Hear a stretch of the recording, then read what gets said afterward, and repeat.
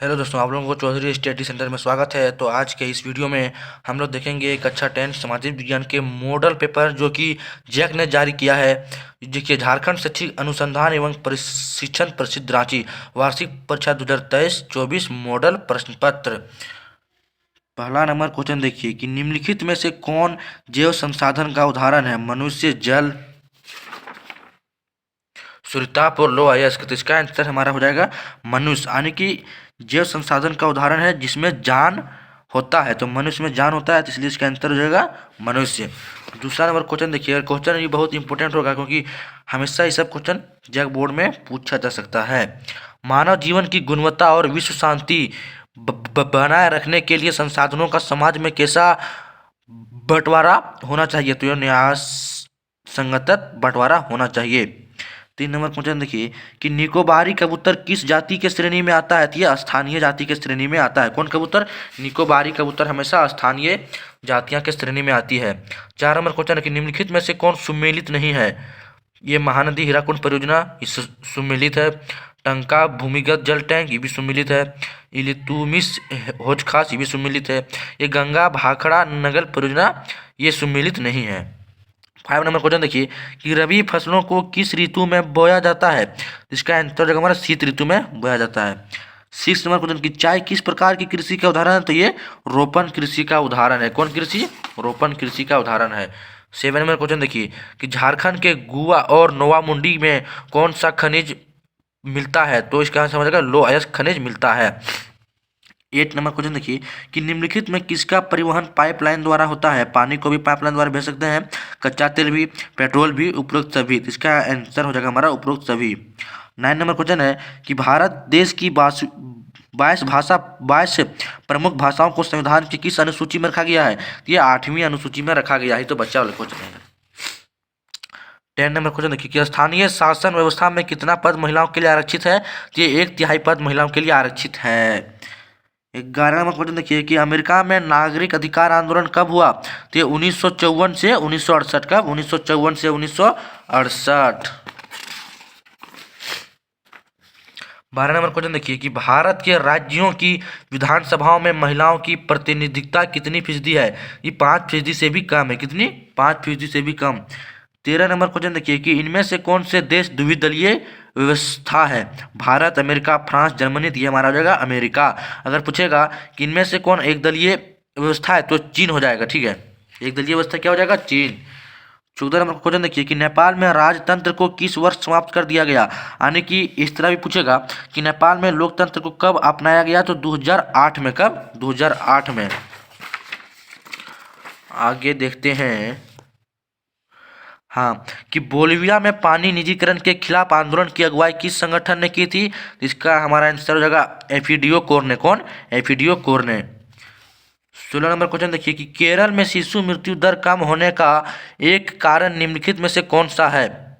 शिक्षा एवं स्वास्थ्य जैसी मौलिक सुविधाओं की पर्याप्त उपलब्धता। 17 नंबर क्वेश्चन देखिए कि निम्नलिखित में से किसे संगठित क्षेत्रों में नियोजित कहा जाता है? कृषि मजदूर, बहुराष्ट्रीय कंपनियां, अस्थायी कर्मचारी, या फिर हमारा लघु उद्योग के श्रमिक, या फिर कबाड़ी वाला। तो इसका हमारा आंसर हो जाएगा बहुराष्ट्रीय कंपनियां व अस्थायी कर्मचारी। इन लोग छुट्टी लेने पर भी इन लोगों का सैलरी नहीं कटता है।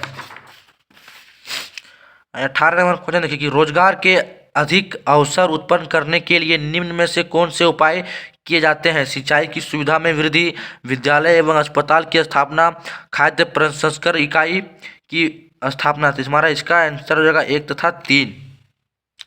अगला हमारा क्वेश्चन देखिए कि निम्नलिखित में से कौन सी एजेंसी भारत सरकार की ओर से करेंसी नोट जारी करती है? तो ये आरबीआई, भारतीय रिजर्व बैंक। कहीं पर है यार? हाँ है, भारतीय रिजर्व बैंक। 20 नंबर हमारा क्वेश्चन देखिए कि राम और श्याम दो छोटे किसान हैं जिन्होंने अलग अलग स्रोतों में 20,000 रुपये कर्ज लिया और राम ने 15% ब्याज प्रति माह की दर से एक व्यापारी से कर्ज लिया है, जबकि श्याम ने यह कर्ज बैंक से प्रतिवर्ष 8% ब्याज पर लिया है। उपरोक्त आधार पर निम्नलिखित में से कौन सा कथन सत्य है? कि राम की हालत ज़्यादा खराब है क्योंकि वो ज़्यादा ब्याज दे रहा है। 21 नंबर क्वेश्चन देखिए कि भारत सरकार ने सूचना का अधिकार आरटीआई नामक कानून कब लागू किया? तो अक्टूबर 2005। कब? अक्टूबर 2005। 5। सरकार द्वारा अवरोध अथवा प्रतिबंधों को हटाने की प्रक्रिया क्या कहलाती है? ये हमारा उदारीकरण कहलाती है। क्या कहलाती है? उदारीकरण। 23 नंबर क्वेश्चन देखिए कि अर्नस्ट रेनन किस देश के दार्शनिक थे? ये फ्रांसीसी देश के दार्शनिक थे। फ्रांसीसी क्रांति कब हुई थी? 14 जुलाई 1789 में हुई थी। 25 नंबर क्वेश्चन देखिए कि अंग इटली भूमिगत संगठन के संस्थापक कौन थे? जोसेपी मैत्सनी। कौन थे? जोसेपी मैत्सनी। महात्मा गांधी दक्षिण अफ्रीका से भारत कब लौटे? महात्मा गांधी दक्षिण अफ्रीका से भारत 1915 में लौटे और महात्मा गांधी दक्षिण अफ्रीका 1893 में गए थे। कब गए थे? 1893 में। 27 नंबर क्वेश्चन देखिए कि पुनः पैक्ट डॉक्टर भीमराव अम्बेडकर एवं किसके मध्य हुआ? तो ये महात्मा गांधी के मध्य हुआ।